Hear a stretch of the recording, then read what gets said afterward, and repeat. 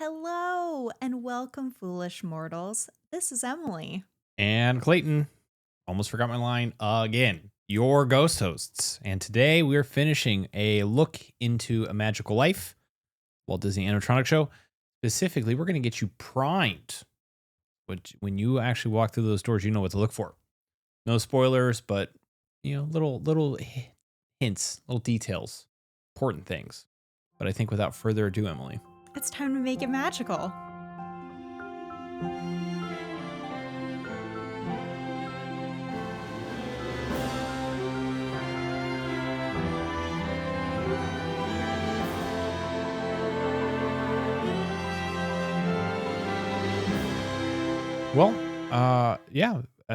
what was probably originally planned to be 2 episodes morphed into 4 with a several week break in between. So it goes with this podcast. That's the general trend. Today is the finale. Woo! Checks notes, most likely, hopefully. The finale. Who knows? We could always stretch this 2 more episodes. The finale of our what would all do? What's this thing called again? Walt Disney: A Magical Life. There you go. So again, like I said at the top of the show, it's basically we found a lot of details out about things to go look at, and then when we were in the thing, we're like, oh, look at that. And yes. So we're gonna do the same for you. This is not really spoiler-ish. Well, there will be a little bit. We're going to give our thoughts on a lot of the criticisms, where we think the show excels and maybe where there could be improvements. So we're going to be very honest here about everything involved in the show. We have a lot to actually get into today. Yeah, though. so we got to be serious. We're going to try our best. But at the top of the show, mousekeeping, we have a couple of cool things that Emily bought tickets for. Yeah, one of them involves Walt Disney: A Magical Life. Guess who's going to be in the same room with one Tony Baxter. Now, we won't be in the room alone with said Tony Baxter. We'll be in a bunch of people. An auditorium with a bunch of people. But Tony Baxter hits that list for me. He's one of those Disney legends that is on my list of people I would love to meet. Met Leslie Iwerks. She's off my list. Been able to meet her. I'd love to meet her again. Emily's already Tony panicking. Baxter there. Bob Gurr's there. Joe Rohde's there. There's a lot of people. She's already panicking at the prospect of potentially standing next to him, asking him to sign something. I'm already trying to choreograph in my head what are some good lines to say so that I have them ready and I don't just panic. I'm not a deer in the headlights. So with Leslie Iwerks, I had no idea what to say except cry. I'm a huge fan. Love your work. I've honestly contemplated, because I don't know if they're going to do a signing. Yeah. Don Hahn is also going to be there. And he was a co-writer on one of my new favorite Disneyland history books. So I don't know if they're going to let people go up to sign. I'm hoping. Maybe I'll get more information and see.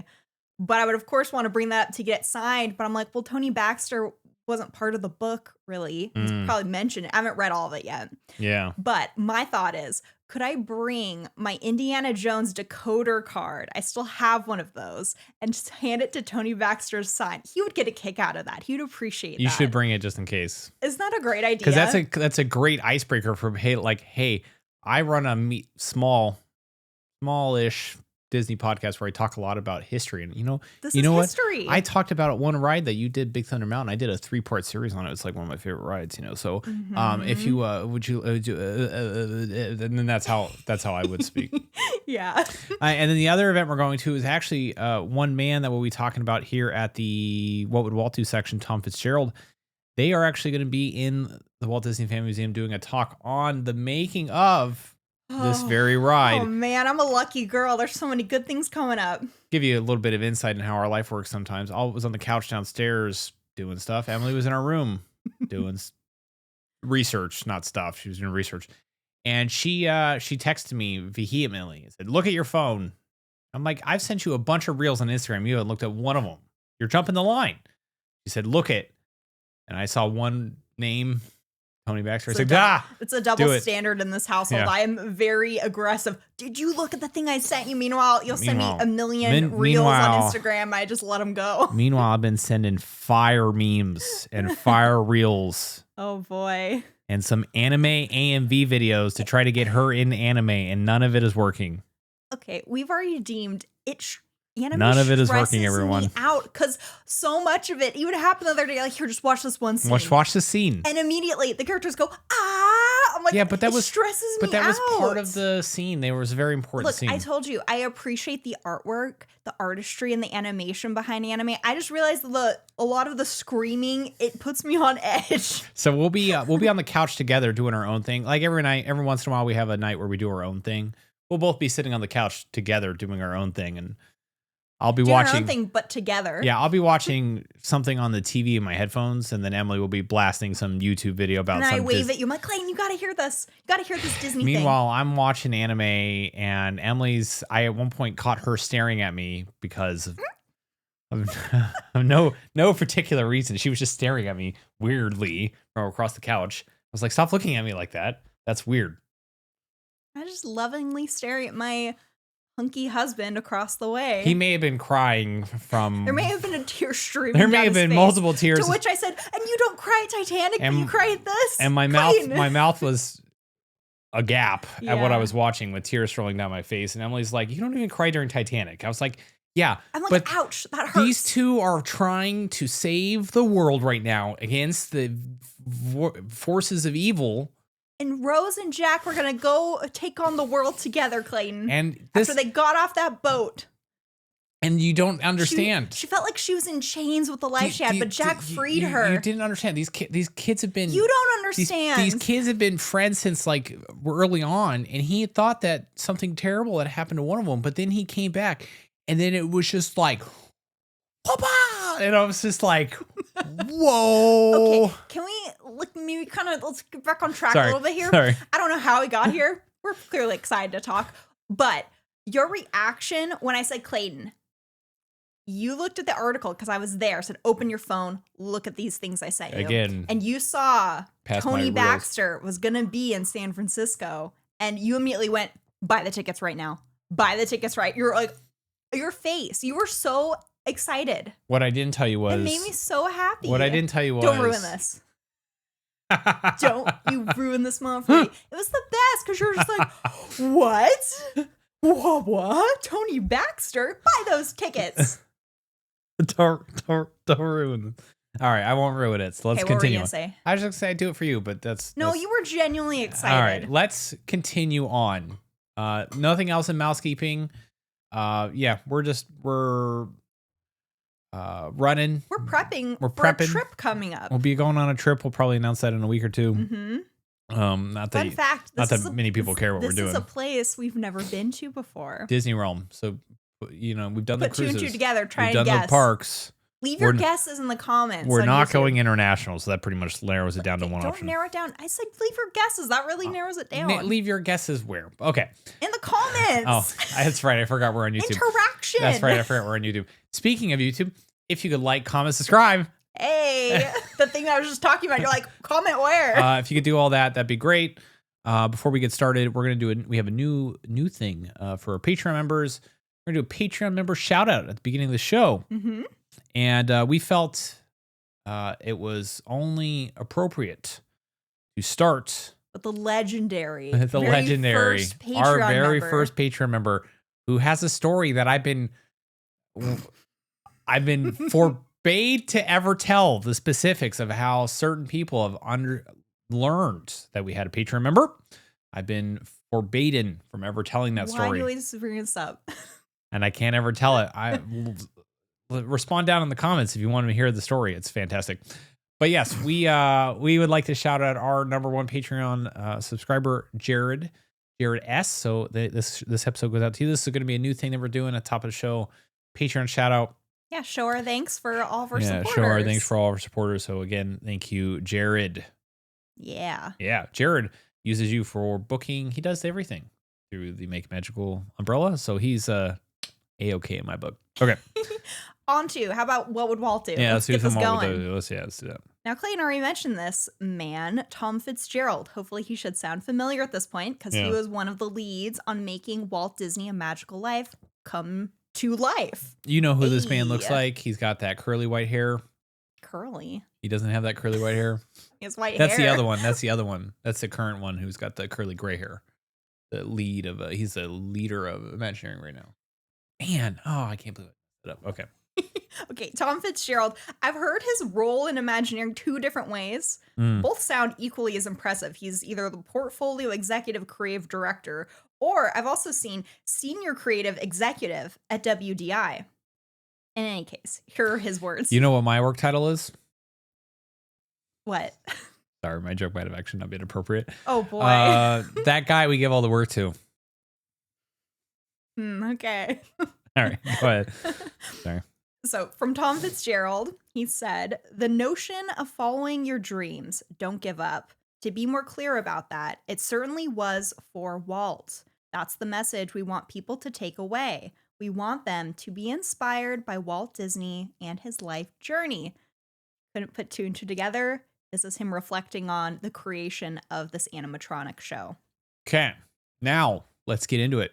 Yeah, I'm ready to get in the meat of it, Clayton. Let's start with where to sit. This is very important. I have learned. Yeah. I guided Clayton to the light. I showed him the prime seating. Wouldn't you agree? Yeah, because you might hear some people saying negatively in the comments of certain media posts, sit further back. You won't be as weirded out by it. But I don't think that's true. This is the opposite, actually. Yeah. So let's talk about where you should sit to get the best experience. The theater is divided into 2 sections. So you have your lower bowl and your upper bowl, and there is a walkway in between. Yeah, this is for wheelchair accessibility. Yes. We sat in the upper section on viewing 1, the first show, and then in the lower, like 3rd row section, I'm viewing 2. Actually, that was me by myself for the second viewing. Okay, it's not a competition, Emily. No, I was just saying. It's not a competition. Because do you remember my reaction after I got out of that show and you met up with me? I said, Clayton, you have to sit in like the 3rd row. It makes such a huge difference. Okay, let's move that away because someone put a dingy noise on the table right in my. It's a pumpkin scented candle. I'm in theme. It's right in my. It's right in my Stop wheelhouse punching of my candle. punch. It's like I'm. You know I gesticulate. Stuff your hands. Gesticulation. Okay, that's a real word. Snappy. We're trying to get That's through a all real this word, today. Emily. Excuse you. The closer you are, the better the experience, in the humble opinion of these 2. I've also heard this from many other people as well. But why, you might be asking yourself? Well, let us tell you. Not sure if it's lighting, but the animatronic looks more lifelike the closer you get. Usually that's the opposite, which is insane in the membrane. Insane in the brain. That's a Limp Bizkit song, right? No. Oh, what is that from? I can't remember. Sorry. I don't know. Sorry. Maybe they need to figure out the lighting or something. Not sure yet. But the audio is also much better up close, which is very true because they're playing, recordings and the speakers. I guess maybe they don't have surround sound speakers. So we'll talk more about the audio in this next section. Okay. But wouldn't you agree? It made quite the difference. Oh yeah. It's a far better viewing experience. So I would recommend going for the 3rd row. That's where we generally tried to sit, and towards the middle if you can. I mean, if you're off to the side, it'll still be fine as well. But really, it's about getting closer up, which is quite remarkable considering this is an animatronic, and usually in like rides, you're meant to be further back. So you have that buffer zone for them to have that believability when you have distance. This one, however, it is remarkable the closer you get. Yeah, I would agree. Insane in the Brain, Emily, Cypress Hill song. Oh, you looked it up? Yeah, of course, because I don't want people yelling at me because I didn't know Cypress Hill. Let's break down this show, though, with some critiques and some details. Audio. Jesus. Are you testing our audio? I'm screaming at the microphone.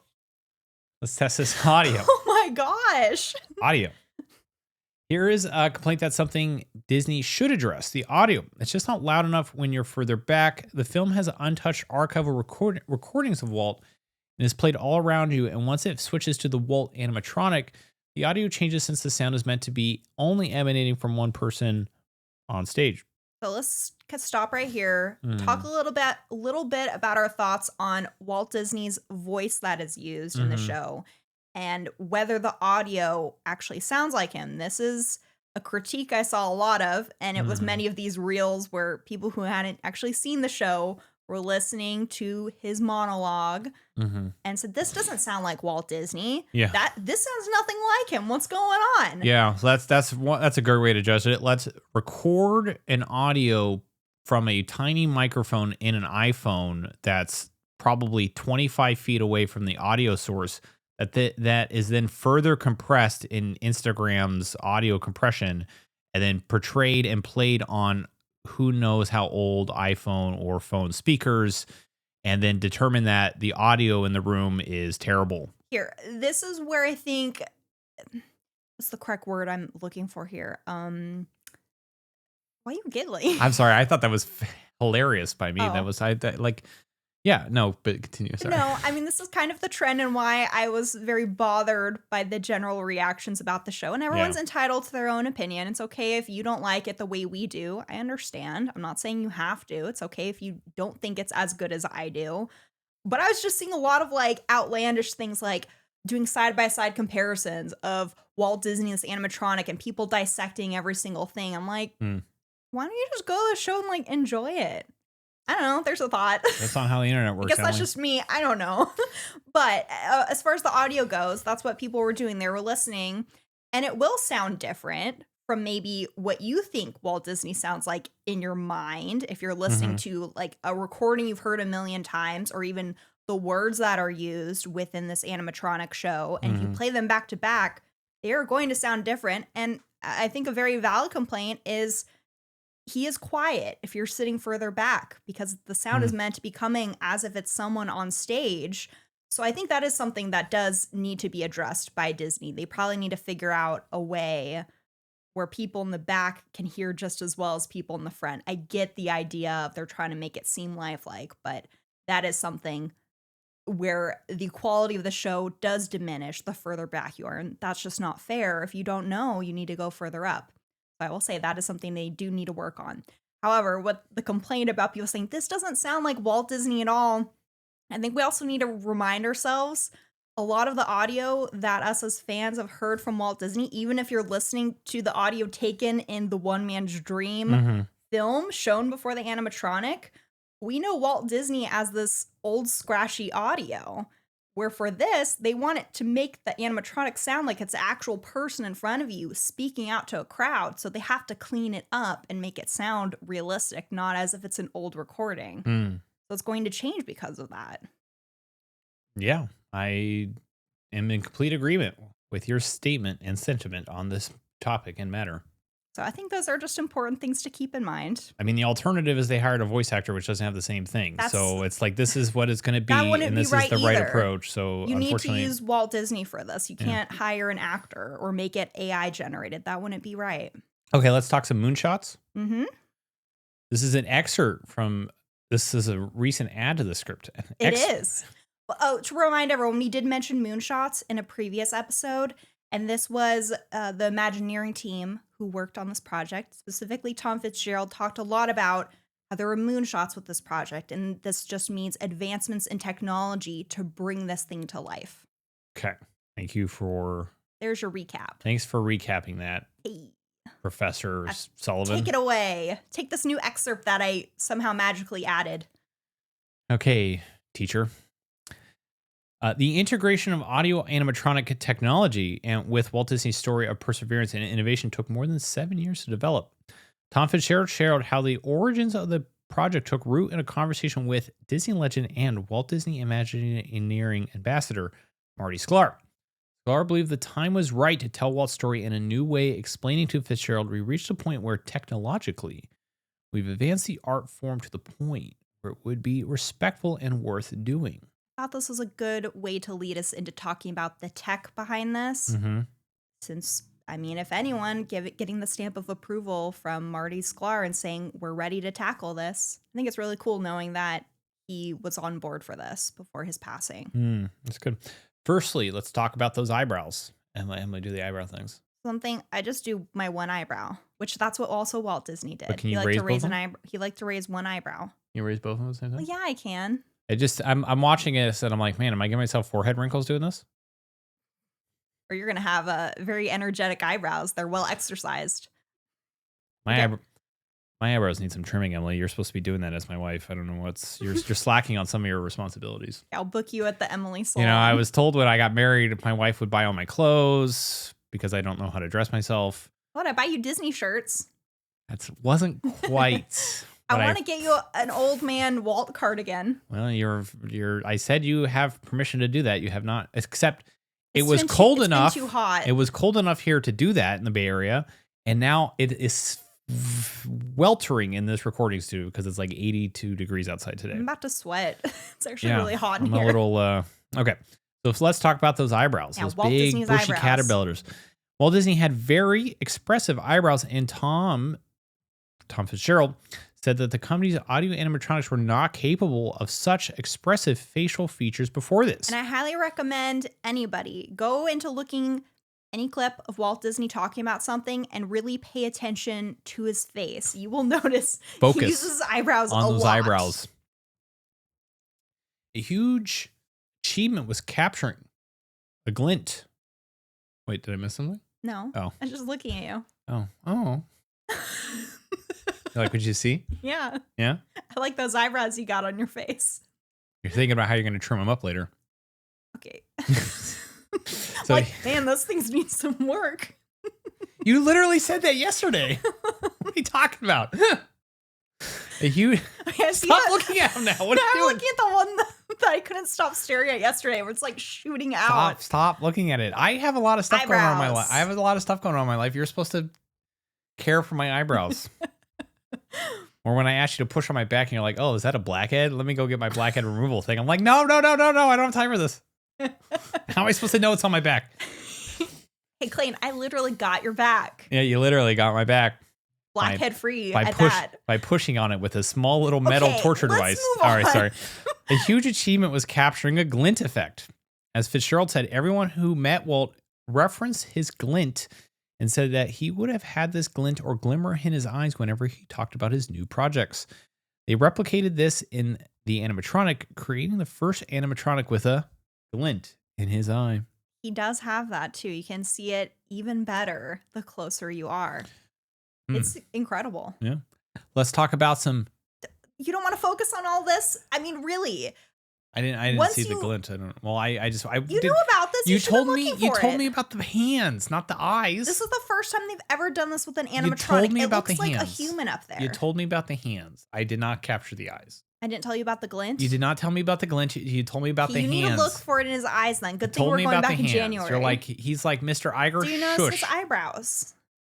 Yes. Like, you really need to just like, there's so much you can focus on when you see the show. When we go in February or whenever, I will just in the entire day, just I'm telling you, go in and out of this show so I can look at everything. As someone that's going to watch the show 4 times, I can tell you the glint is there and it is so cool. The glint is Which there. Which just makes me think about, I love that he had a glint in his eye whenever he talked about his projects, because my mom always says that about me. When I start talking about Disney, I get like a glimmer in my eye. You would think your mom would say that whenever Emily starts to talk about her husband, but no, it's whenever Emily starts to talk about Disney, especially Walt Disney. Yeah, not Clayton. Who's that? Not that bushy eyebrowed man. Who's that bushy eyebrowed man? I'm not so sure about this. Okay. How about we move on to hands? Clayton? All right, let's talk about those hands. The hands. Imagineering had never created an animatronic with such sophisticated movements. You missed a very important part. The whole reason hands are a big part of a big feat with this animatronic. Walt Disney, like I also like to do, he really liked to talk with his hands. And again, I really encourage you before you see the show, even before you see it and after you see it, look at clips of Walt Disney, notice all the expression on his face, specifically with his eyebrows, and then all the hand movements he uses. Anytime he talks, both are present, and that's really hard to get right. I purposely forget to say words sometimes so that you come in with that fervor and that fire about why we're talking about this stuff. And I get that glint in my eye. And then you get that glint in your eye. And then you're really, and that glint's really in the eye because I'm driving you insane. What? I'm gonna get you, Clayton. Stop messing up my script. Read the words. Do you notice his hand movement? Yeah, we talked about that. That's why you. More's coming up about that. You wouldn't. Every time we were in the hotel room after we saw it the first time, instead of taking a nap, You researched it for 2.5 hours before we went back to the park. Well, and then you said, naturally, that's the only thing you can do. And then you told me, okay, when Bob Iger stops talking, look at Disney's hands. And I was like, yes, dear, please take it easy on me. Not just that, though, the entire time, even after Bob Iger introduces him, it's just the way he presents himself on stage. It is to a T. They nailed Walt Disney's mannerisms. Well, let me continue to tell everyone about that. Please. They had to develop hands and fingers that could move in new and unique ways to really capture his mannerisms. Funny, tiny detail that you can easily miss, which is probably the one that Emily's been yelling at me about. Cool. Tom Fitzgerald said that people who worked with Walt said that whenever he was getting impatient in a meeting, he would tap his fingers. What you don't see on the camera is that Emily also does the same thing. Don't do it in a way that the mic can pick it up. He would kind of do a tap of his fingers. So while waiting for Bob's intro to end, the Walt animatronic is actually doing that tapping. So watch his left hand. Okay, Bob Iger, can you please stop? It's my turn. I'm the real CEO here. I never knew that about Walt Disney, that when he's like he was very polite in meetings. And if he didn't like something, he'd usually spin it in a better way and be like, that's an interesting idea, but we're going to go in a different direction. Okay. Or let's take it this way. So I also love this added detail. If he was kind of tired of someone presenting something, like, okay, stop it. I'm ready for this. I'm not going to tell you to stop, but that's just, he couldn't control it. So I love they included that. It only lasts a couple seconds. Yeah, it's very easy to literally miss. You'll blink and you'll miss it. Yes. It was also important to the team to create Walt's lean to stand function. During the show, he's able to lean on his desk and then stand, in which point some people, the crowd, not Emily, will go, whoa. Not even kidding. It made me so happy. Though Abraham Lincoln's figure in Great Moments with Mr. Lincoln stands from a seated position, Imagineering had never done the lean to stand. It sounds like a Gen X dance move. Lean to stand, lean to stand, lean to stand. Okay, that's probably not right.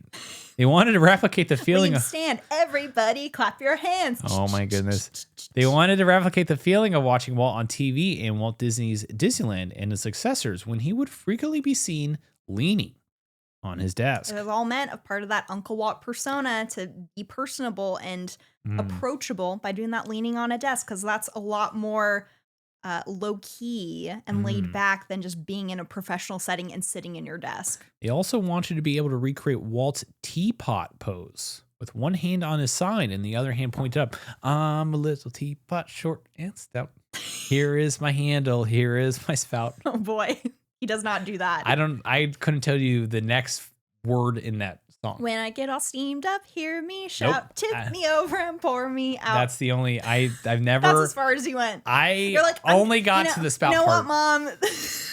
I'm done with this teapot rhyme. Enough. I was too busy watching Power Rangers and Teenage Mutant Ninja Turtles to care about the teapot. You're like, go Power Rangers. It should be an indication of what you'd be like as an adult. You're like, that tea stuff, give me the good stuff like coffee. I just had an espresso. Case in point. Yep. The teapot pose. Did you notice this during the show? No, of course not. How didn't you notice that? He does, it's so good. Because again, I've already said it twice. He does this so many times when he's talking. He does the stand. Maybe that's even the picture outside. Outside of the opera house. The poster they have with Walt Disney, that photo they chose, he's doing the teapot pose. I think I probably would have caught it if he did the nursery rhyme in the middle of it. Teapot. I don't think you'd be able to forget that. Yeah. I do the double teapot pose a lot. Yeah, when you're angry at me mostly. No. Yes. I do it. It's just a natural thing. I don't know what to do with my hands if I feel weird just standing with my hands at my side. So that's like my go-to. Fitzgerald believes that because of these moonshots, this is Imagineering's most fluid animatronic figure ever. Agreed, Tom. Agreed. So does it look like Walt? Here's one of the big internet debates. This is the biggest one. Is it time? It is time. It is time. Should we answer the question that won't stop circulating online? Does it look like him in the big... does it look like him is the big discourse online? Mind you, mainly from people that haven't seen it in person, which is part of what drives Emily the most nuts. What people are doing is holding up images side by side of Walt and the animatronic. Newsflash. It will not look like him. But here's the thing. It's kind of like even if you were to take like a Madame Tussauds wax figure, which when you go, you're like, wow, that looks really realistic. If you're going to hold it up next to do like Taylor Swift side by side, you're going to notice things that don't look quite right. Yeah.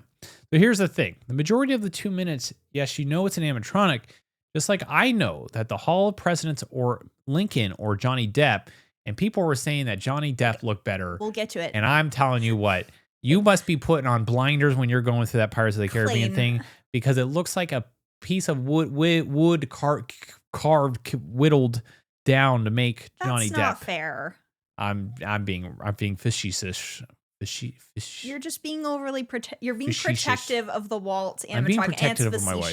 Yeah. It's facetious. Facetious. Facetious.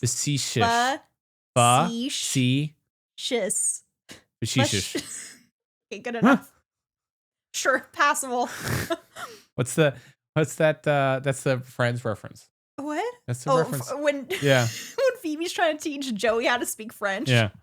Je m'appelle Claude. Okay. Anyways, the point we're trying to get with the sentence, you kind of took us off the rails there. Never. Inaccurate. Whoa. We're supposed to not be biased, and you're showing your bias. The Johnny Depp animatronic looks great. It is fantastic. I love all those animatronics. What I'm trying to get at with the sentence I wrote, kind of stole my thunder. Okay, I'm sorry. However, no. I'm sorry. The point is, yes, it's when you're in these environments, you may know that's not a real person there. Yeah. But you try, at least what I do when I go on something like Pirates, I'm like, I'm not thinking about not real. That's not Johnny Depp. I'm like, wow, this is really cool. I feel like I'm surrounded by pirates. You suspend your disbelief, and that's what you should do when you go to Disney parks, rather than just think, that's not believable. Like, that's what I do. I know the Hall of Presidents, all the presidents aren't standing on the stage, but I'm like, wow, this is so cool that Imagineering built this. Good point. So as far as human animatronics go, though, there are moments or glimpses where it actually feels like Walt Disney is there looking directly at you with how he moves, gets it from the desk, moves in a certain way, looks directly at you, chuckles. If anything, you get a few seconds of feeling like you're in his company and that he's there on stage. Would you agree with that sentiment? What? That sounds like a very solemn yeah. Part of that is actually being there, written in all caps. It's true. You got to be there. It's not going to be the same. Just like when you record a fireworks show or really anything or a ride through, it's not the same. You don't get the full impact if you're not physically there experiencing it. This video doesn't do it justice at all. The more I've seen the animatronic, the more I'm blown away and transfixed by it. And when I say know that Emily wrote this. But do you agree? Yeah, of course I agree. But know that Emily wrote this and I'm reading her words, because if I mess up her words, then she gets a little bit angry. No, I just get mad when you skip whole sections that I wrote. I don't know about that, but... What? Is it perfect and does it look like Walt all the time? No. The way I've heard it put from other creators that I very much respect, again, Emily speaking, because I wouldn't know who these people are. I fully agree with is that the animatronic is about 80% of the way to being, without question, absolutely perfect. There are angles where he looks away and it doesn't look like Walt or the Walt I have in my head, but there are also those moments where I buy in and believe he's there in front of me.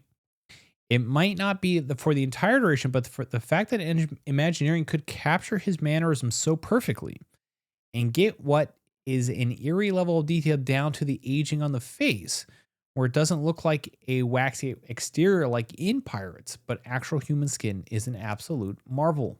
And as we mentioned earlier, it's quite an achievement that the closer you sit to the animatronic, the more lifelike it looks. Like to the point where it's a little freaky sometimes. I legitimately, sometimes when Walt looks at me, I'm like, that is Walt Disney on the stage. He might look a different direction. You're like, yeah, okay, it's an animatronic.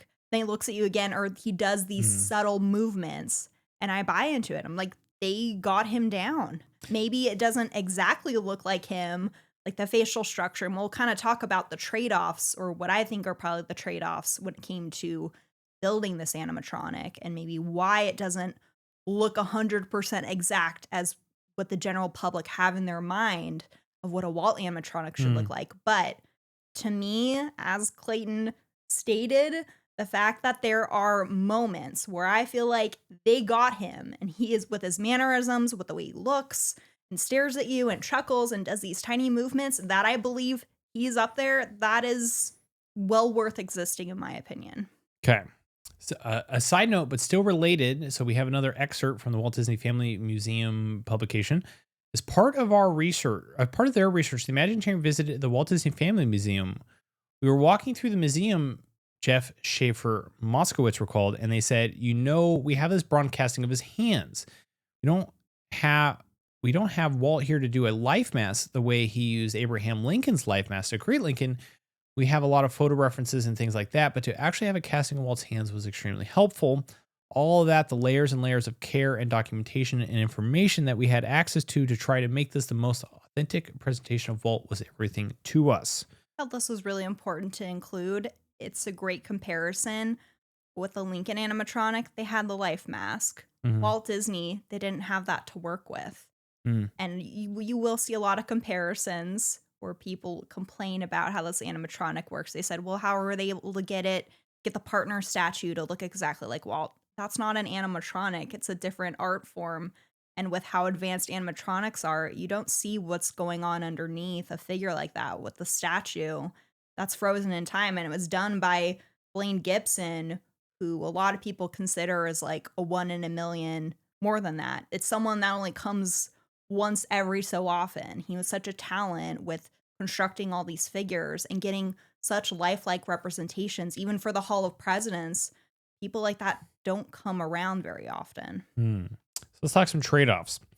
There were probably creative trade-offs where the animatronic was concerned on maybe why the face is wider than the actual Walt. This could be the result of making the animatronic have the ability to do so many functions and have the face be that expressive. But why does the Jack Sparrow animatronic look like Jack Sparrow? Well, it's a trade-off. Jack has a bunch of makeup and this crazy costume. There is more to hide behind. The face doesn't have to be as expressive, and he's not performing as a one-man show, being the sole focal point holding your attention. You don't have anything to say about this since you were trying to get at this earlier? I'm just saying, this is like, it's clearly two different shows, and the amount of expression that they're trying to do requires more servos and motors and stuff in the face. So yeah, it's gonna not be 100%. It is what it is. I think also the way to look at it, Walt Disney, he's not Jack Sparrow, where, as you just said, he doesn't have crazy hair or a big costume or a lot of makeup to hide the face. Walt Disney was an everyman. There isn't much about him that made him stand out in a huge way. So it's trying to recreate someone that kind of just looks like an average person. For Jack Sparrow, that's not the case. So it's a lot easier to nail that down and create an animatronic that is still very impressive. But clearly, when you're comparing the two side by side, you couldn't put that Jack Sparrow animatronic on a stage and have him perform and capture the audience's attention in the way this Walt one does. They're just two completely different things. They took innovative risks with this project. They could have done something simpler, like a slight step up from Jack Sparrow with super limited movement and limited facial movement, where it could look more like Walt. Would that have been better? I think it's safe to say that that's the safe bet and isn't pushing the boundary, though. So yeah, it could have looked better from that perspective, but they're not really doing justice at that point. Blaine said that they wouldn't be able to get the expressiveness or mannerisms, and that's actually what Imagineering nailed. The fact that they got these things 100% makes me excited for what they can do next and what they can tweak. Just as they've done with the Lincoln animatronic over the years, I hope that this just means we will get updated versions of tech and will keep advancing to make this animatronic even better over time. We said in a previous episode, it's not perfect but the way it makes me feel is perfection. And truly, the more times I see this show, the more impressed and happier Emily is. I believe it into it being more and more with each viewing. Why? I don't know, because I changed the words because you said I am, but it's technically Emily is. I think the most important. I just noticed I say I think a lot. I need to not start sentences you should that probably way. Work on that. I think I should. I think you should too. Good. what seems to be the most important factor to me is the animatronic feels like Walt to me. Hmm. And without a doubt, they nailed that part. I agree with that. I agree. Suspend your disbelief a little bit. Suspension of disbelief or whatever that was. It? Yeah, suspend your disbelief. Yeah. And that's what the Disney parks are all about. It's kind of letting go of the very cynical or critical nature we have in everyday life about everything. Going to a Disney park, you're meant to let yourself enjoy the magic, be immersed with these wonderful areas that Imagineering has created and what are essentially robots performing for you. Just buy into it and enjoy the moment rather than trying to nitpick every single thing. I mean, nitpick the things that really need to work. Like, I think audio should be changed for the show, but I think they nailed it. Let's continue that discussion in comparison to other animatronics. Blaine Gibson once said, Lincoln is believable because we have no personal memories or films of his speeches, and that's probably a big part of why people are have so much criticism of this show. Walt was a man whose movements meant something and his expression were so lively and enthusiastic. You can't get that with an animatronic figure. And again, this was like a quote from something, from 20 to 30 years ago. So to put that in reference. I really put this here because, if anything, Blaine Gibson's thoughts further enhance the point we're trying to drive home, that with Lincoln, it's a lot easier for people to buy into it because we don't have all these videos to compare everything to. You can't do a reel of the Lincoln animatronic and Lincoln in real life and do a smackdown of what looks right and what doesn't. Walt Disney, we do have videos of that. So it's a lot easier to try and draw those comparisons. But at the same time, he was saying back then, you just can't nail his expressions or mannerisms. And if anything, this animatronic, that is where it excels the most. And for Imagineering to get that right, it's incredible. Because I feel it's much easier probably to get the look of something right. They've done that many times, but to get the feel of a person and how they acted, how they moved with their hands, their eyebrows, everything Walt Disney did, that is incredibly difficult. With Lincoln, we buy into it being Lincoln because but we still know that's not really Lincoln talking to us, but we let ourselves in for just a moment and we just enjoy. And we don't have any archival footage of Lincoln laying around. We have a very minimal frame of reference. You hold up photos next to Johnny Depp and his Jack Sparrow animatronic, which has far less movement, and you're still going to spot all the differences. Or in Indiana Jones, you could do the same with Harrison Ford or any of the animatronics that were in the Great Movie Ride. R.I.P. And with the Great Movie Ride, those were still limited figures. Yeah. When I went on it, I was always impressed. Like, you know who it's supposed to be. I'm not thinking, that doesn't look exactly like Judy Garland. You just believe it because you're there. Yeah. Now, when we're in with these animatronics, we buy into it at that moment. Tiana's is praised for the animatronics, but what that ride has going for it is they are working with cartoon characters, or the shaman of songs on Navi River Journey will automatically make you buy into it. There isn't the uncanny valley since you're not working with people that actually existed, which will always be the case when you do a real person animatronic. Absolutely. Now, let's maybe shift gears a little bit. What would we do differently, if anything? We've already talked about the major criticisms people have had, that they don't think it looks like Walt Disney. They don't think he sounds right. Do we think the show needs any changes? I don't believe so. In your own opinion, do you think they need to tweak anything to make it better? No. Do you think it's perfection? Yeah. Yeah, that makes me happy. One really interesting point that I heard from another creator, the DSNY newscast, he had this idea to do a Walt animatronic doing the opening day speech of Disneyland. Yeah. I think that'd be great. Yeah, I like what they did though with this one, where they kind of cut up that monologue from using other quotes, and it's about very much the ideals of what Disneyland stand for. Of we keep moving forward, we keep moving forward. Mm-hmm. No, I think the monologue, they nailed everything they have him say. What about bringing it to Walt Disney World? It's been announced they're going to put Walt Disney in at the start of the Carousel Progress. Do you feel like there's anywhere else they could have fit this maybe in Walt Disney World, my immediate thoughts went into Epcot. That would, to me, be the next fitting place, since Epcot was really the driving force for Walt Disney to want to go to the East. I think putting in Carousel of Progress makes a lot of sense. Mm-hmm. I think that's a great idea. He's going to be in that blue cardigan. Yeah, I can't wait. Especially since they have that very famous video of him in the blue cardigan talking about making it writes itself. No, I do enjoy the idea of it going Carousel of Progress. I'm not saying that's the wrong decision. I'm just thinking if we could put him anywhere else in Walt Disney World, I would really love somewhere in Epcot, do a Walt animatronic show, maybe tie it, I don't know, to something else. But you can use the footage where he's talking about his idea for what Epcot was supposed to be. And then people can understand a little bit more about why the park was actually built and why the change of direction happened. And then we can, of course, get Walt actually saying, we call it Epcot. How could you not want that? Well, let's wait. I don't think you want to overdo the Walt animatronic, so I think let's see what happens with Carousel of Progress. I'm dreaming, Clayton. Okay. I'm just dreaming. I'm saying what else I would love to see. All right, let's talk some highlights. So we're going to do this in the most non-spoilerific way, but these are our highlights. Mm-hmm. Obviously, you get the curtains reveal, the big reveal. Bob Iger stops talking almost a little bit. And then we get Walt Disney sitting there leaning. He's leaning. This is where you get your finger tapping, so make sure to look at his left hand. Oh, wait, would that be a thing you'd want to change Bob Iger?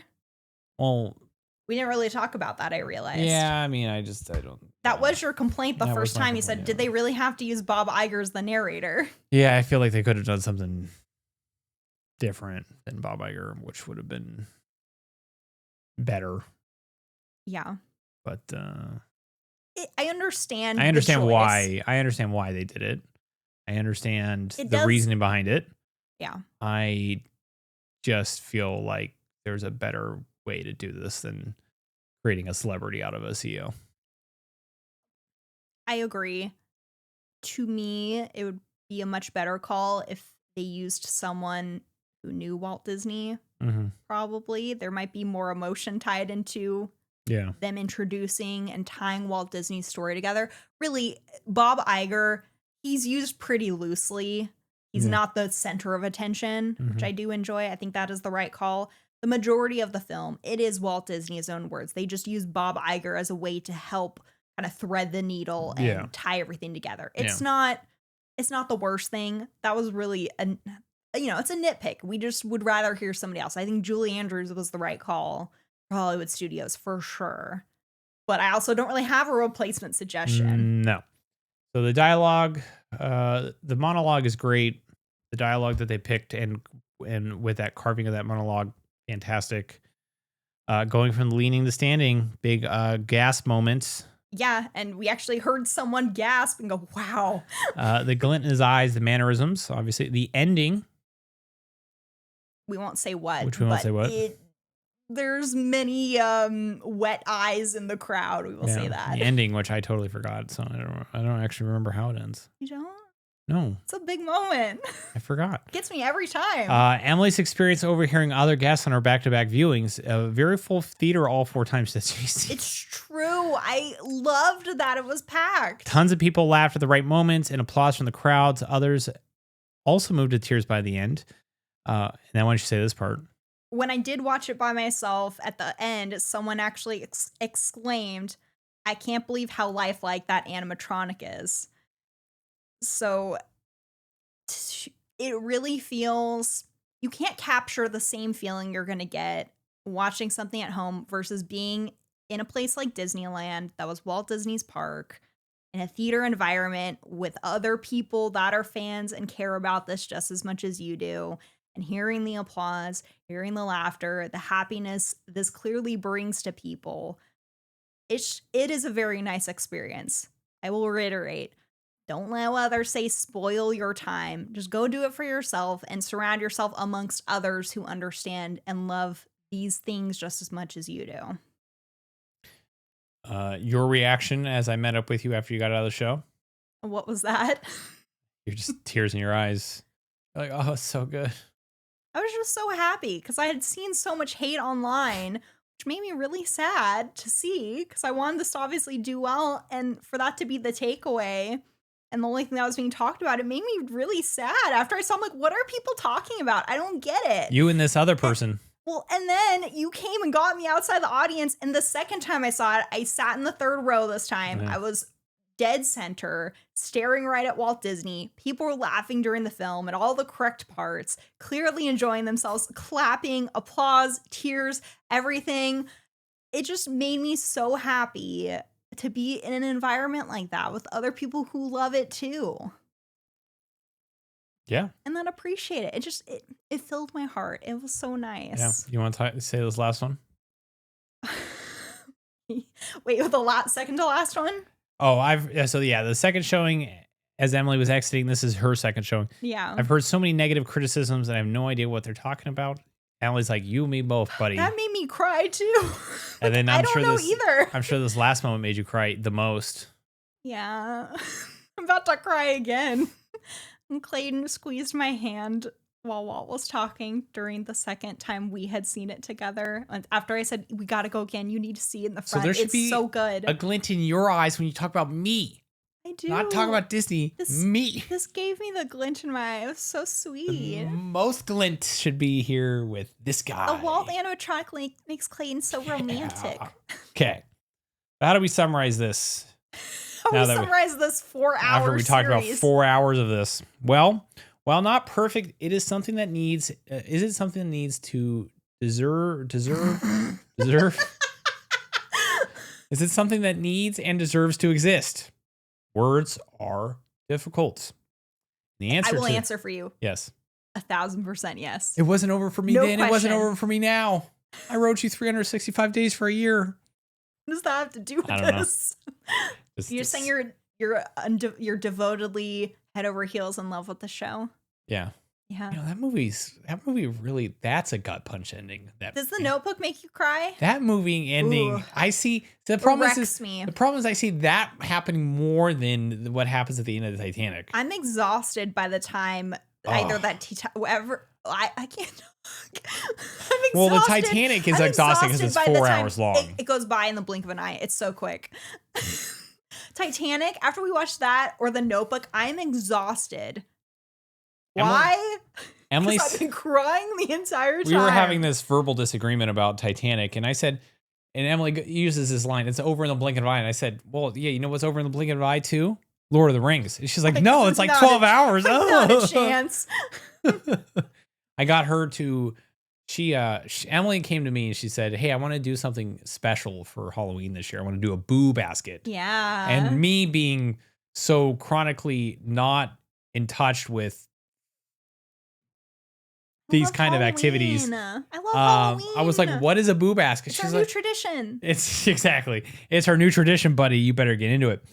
And get ready. There's many more years of this coming up. Our boo basket was basically it's like a Christmas stocking, but for Halloween. Right? Kind of? Mm-hmm. Something similar, kind of like that. So Emily, rather than Santa filling your stocking for Christmas, we get to fill boo baskets for each other. Yeah. Yeah, exactly. Mm-hmm. So Emily bought me a Lord of the Rings candle, and she said, "Did I pick a good character?" Yeah, you picked Gandalf, right? Yeah. So Emily picked a Lord of the Rings candle, and she said, and I quote, "I promise to watch the Lord of the Rings with you." And I said, "Without your phone?" And she's like, "Yes, yes, without my phone, without Disney research to hide behind." I put a scene on from the Fellowship of the Rings. Hold on. Get over this. I put a scene on from the Fellowship of the Rings, a movie that Emily has seen with me. At least it looks 3 times. To me, Clayton. I don't know what to tell you. She's watched it at least 3 times with me, and I put on a very specific scene that is a very well-known scene in this movie. Apparently not well known enough to me. And Emily goes, what is even going on in this scene? I'm like, it's the breaking of the Fellowship. Like, what? It's the breaking of the what Fellowship. Movie is this? This is where the Fellowship breaks apart. And they go on their own merry way. I'm sorry. Clayton, I really have tried. I've really tried. You're not trying hard enough. I've tried. Look at how I've tried with the Disney stuff. Look at this. Did you cry during? Can I get back? I'm getting us back on track. Did you cry during the Walt animatronic show? I'm sure there was some welling of some. I'm 4 for 4. It's gotten me every time. Every time. Second time I was sobbing just because of that when I saw you on my solo watch. I cry when Boromir tells Aragorn that he was his brother. Back on track. I was kind of on track because you detracted us from talking about Lord of the Rings. Back on track. And I cried when Boromir said, "You were my brother." When does that happen? I said I would rewatch them with you. I said phone. I said I will also read Lord of the Rings. I read The Hobbit.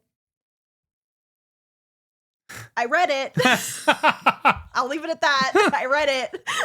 I won't give my thoughts. We had all four. Emily read The Hobbit, and then I'm like, "Oh, you're going to start the Fellowship of the Ring?" She said, "I need a break," and that break has lasted 18 months. And she's read at least 20 other books in that break. Weird how time works. I got her onto another fantasy movie. I got her onto a fantasy series, though. She's reading Throne of Glass. She's taking a bit of a Halloween break. She's reading all these Halloween movies, but she's reading Throne of Glass. She loves it. I do. And that's on her. Good job. Now, I recommend we get back to trying to summarize this 4-hour series. I wonder why this is 4 hours. You know what's 4 hours? The extended edition of Return of the King. Patience. Why are you so evil? Okay. Where were we? I don't know where we were. Yes. Is this something that needs and deserves 100%, to exist? 100,000% yes. Yes. It does. And Emily is so happy it's here. So are you. And that it will eventually be one for Walt Disney World guests to enjoy in the future. I could not be more thrilled. This is meant to be in Disneyland, though. And what we've done. No, it is also meant to be. And I'm what? not just saying it's only meant to be. I've lost. You said that. It's so hot in here. I'm losing my mind. Let me make it clear. Clayton is not saying it's only meant to be in Disneyland. I'm genuinely so excited. I inserted it's coming a word to the other coast. It's just really. It's so hot in this recording studio right now. Apologies. It is almost the end of October. We had a rainy week. It rained. And we're almost done. No. Now you're in my cuckoo house, lady. Yeah. I don't know if I like it here. So this is meant to be in Disneyland, and what they've done with it, while not perfect, is something that should without question be praised and commended. Especially, this isn't something that was created for the intention to make a lot more money or push lightning lane sales. It was done to honor the person that started all this and to teach people who don't really know who Walt Disney was, or even if you do know who Walt Disney was. The entire film leading up to the animatronic does such a fantastic job about consolidating the history of Walt Disney and how the company came to be in a very powerful way that even Disney fans may not know everything. So it's the great lead up to showing off this animatronic. And that is the intent behind this. It's not for any other reason. So for me, all I can do is praise it and say how much I love it and how happy I am that Imagineering and Disney still approves projects like these. I literally couldn't have said it any better myself. And it's an original attraction. I literally couldn't say any of this better myself. Attraction. I don't even know. Disney fans are always saying this. We want original stuff. We don't want just new movie land. Why did you even write a script for this? You could just say all this off the top of your head. I could. I could walk out the room and you would come back 20 minutes later and I go, it is an original. But it's true. That is not being highlighted enough. And that's why it made me so sad to see all of the talk online just about this doesn't look like Walt Disney. Imagineering should be fired for the work they did. I'm like, what is wrong with you? Here's a look ahead of what Emily, if she gets to meet Tom Fitzgerald and you're my hero. Jeff, I'm sorry. You need to get this down so you're ready. She's going to have tears in her eyes and she's going to say that Magical Life animatronic in that show. It's made my life magical. It's the most magical thing I've ever witnessed in my entire adult life. And that passes even the date I married this doofus sitting next to me. Because when I saw Walt, stand up and look me in the eye. I do.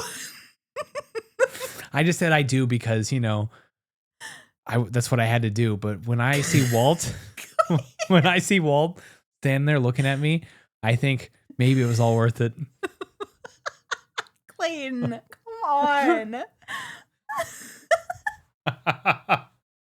What? Take all that back. Which part? All of it. Okay. Hey, I just put my hand on sorry. it. You took it away. Sorry. Your hand is so hot. I know. It's so hot. Really it's sweaty. so hot in here.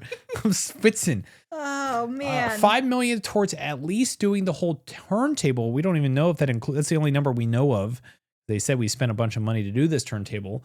I don't even know how much additional money they invested. Yeah, I don't know if that includes all the work for the animatronic, the research and development behind it. I don't know. I'm not sure if there was more because this is a huge job to make that turntable. Yeah. They invested a lot of money into the project, and that wasn't IP driven. That's incredibly exciting. It is Us. original. It's original. Yes, this is the most thoughtful and meaningful project I've seen from Disney in a very, very, very, very, very long time. Okay. She put all those varies in the script. No, they do not exist in there. It's powerful that they wanted to. Sorry, I do just want to clear something up by saying this is the most meaningful project to her I've seen in a long time. That is not to discredit or say, Tiana's Bayou Adventure or other recent additions to the parks. They don't have care put into them. They clearly do. I'm speaking from a point of this goes much deeper and is not based on Disney Plus numbers or what Disney executives think is going to push merchandise or have other motives behind it. This is purely based on for the history and the love behind the start of this company. Yeah. That is what I mean by it. It doesn't mean anything about me saying I don't like what Imagineering has done recently. I think they are the most creative people on this earth. I'm gonna bring it down a level. Oh no! I have an idea for something the Disney parks. Disney. I need you to license. Am I going to be okay with what you're about to say? I don't know. Probably not. Are you going to say you want Lord of the Rings put in? No, because that's coming in Universal. So you're. Well, we don't know about that. Well, don't rain on my parade just yet. I'm surprised you didn't actually bring that up because you genuinely asked me. Okay, so if Lord of the Rings does come to a theme park, I don't even know. Will you become interested? And I said yes. Did I get a Forge the One Ring as an attraction? Like, how's that going to work? It's going to be like a walkthrough. Like, how does if I get to ride a horse down the fields of Pelennor, sign me up. It's no sword around. But mostly, I was saying Disney should license the IP that is Star Trek and put a Star Trek experience in the parks. That way, I can get my wife to watch Star Trek with me. Because that's the only way I got her on tape agreeing that she would actively want to watch Star Trek with me, is if she was basically compelled to because it showed up in a theme park. That's just how my brain works, Clayton. I like themed environments. So if I know a themed environment is going to be built for me to enjoy, I'm going to do the research to be prepped for it. Hence, meaning I will watch Star Trek with you. I would gladly do it then. It makes perfect sense for a ride because you can have the captain and the first officer and Geordi LaForge being engineer, and you got to give me a captain. Okay, Clayton. Sorry. All right. I'm sorry. Clayton. Sorry. Back to this. They invested a lot of money into something that is not IP. We're not talking about Star Trek. Okay. This is where was I? It's powerful. Yes. That they wanted to create something that truly, really, truly, wholeheartedly means something to so much greater. It's astounding, and it's generally now one of our favorite things in all of Disneyland. It's also one of your favorite things. Yeah, it's right up there with the churro. And the railroad. And the railroad. And the Haunted Mansion. And Pirates. And all that. And Alice in Wonderland. Okay, now we're... And walking through the castle. Okay, you can't just name the entire park. And looking up at Walt's apartment. But not Tomorrowland. We don't go to that dark spot. His mannerisms are spot on. The hand motions, the hand resting on the hip. Could this been done better? We don't know. I'm not an Imagineer. I don't actually know that. I have no clue what or if anything could have been done differently to ease the backlash online. Couldn't have. No matter what you do, it can't replace Walt Disney. There were such high expectations, anticipation that I don't know if it would ever please everyone. That's 100% a factual statement. Yeah, I think that is very... I said, I think. Stop it. Oh my gosh. You know what? We really do need to keep... What? I know one way to get you to stop saying I think. Every time you start saying you say I think, we're going to watch a minute of Star Trek First Contact. I was trying to explain. It's very important to keep in mind I do not. I really don't think this could. I don't believe. I don't believe. That's 2 minutes. Oh, I'm so aware of this now. That's 2 minutes. I said if I start a sentence that way. That was middle sentence. So I think we have to. I think we have to stop you completely. I believe. Good choice of words. I believe there's no way to ever fully meet everyone's expectations going into a show like this. That's 100% a factual statement. I think that's true. I don't believe that would ever be possible. I think I agree with that. Stop trying to add I think back into my brain. I see what you're doing. I don't know what you're talking about. Really, maybe this is just the impossible task that you can never get it 100% correct. I think that's probably a valid statement. Please stop. You're going to drive me nuts. To get Walt perfect when you can never truly replace or replicate him. It's not possible. I think it's not possible. Stop. I'm sorry. Stop. It's so hot in here, and now you're messing with my mind. See what now you get where I was going with that doofus statement earlier. What I'm trying to get at is it's so easy to critique something that's sitting there in front of you rather than to actually create something that either doesn't exist or to even create it yourself. No? No, I'm trying not to use the words now. It's okay. You can't just don't purposefully use them.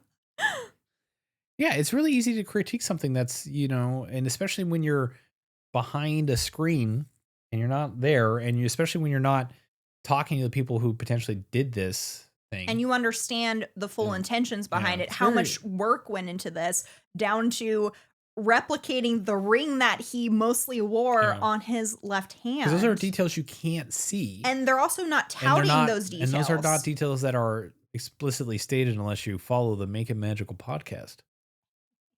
So it's very easy to critique. And that's also true for to dump on something when, in my opinion, I do not feel that it deserves that. I agree. It does not deserve that. So again, all this to say is if you like something, go just enjoy it. Don't let people sit on your don't let them rain on your parade. Don't let them rain on your parade. Just enjoy it. Live your life. Don't put too much stock in what people say about stuff. You get that a lot in Disney realm because I people get it all the time. Don't, you're a Disney. I get made fun of all the time from people I know. I enjoy and respect my time when I go to Disney parks. You do the same thing yelling at a football screen when football's on for 4 hours. It's just it's like there's no stones in a glass house because those people are probably putting a lot of effort and a lot of time into something that you think is foolish. I watch sports. Emily's like, when you watch sports, you get really angry. It's like, I don't get angry. I'm working on that. But also at the same time, it's just like it's the same thing. If that's what you enjoy to do with your then time, just do it. That's not my opinion. That's not my place to judge you for what you like to do with your time and what brings you happiness. If we put less energy into caring about so much stuff about what other people do or and what making makes fun of others because you don't understand, and caring about so much stuff that makes me unhappy and only focus energy into stuff that makes me happy and literally didn't care about what anyone else was doing. Oh, it's amazing. You could imagine where we could be. But maybe let's get back to ending this. I'm gonna have to figure out how to edit some of this out because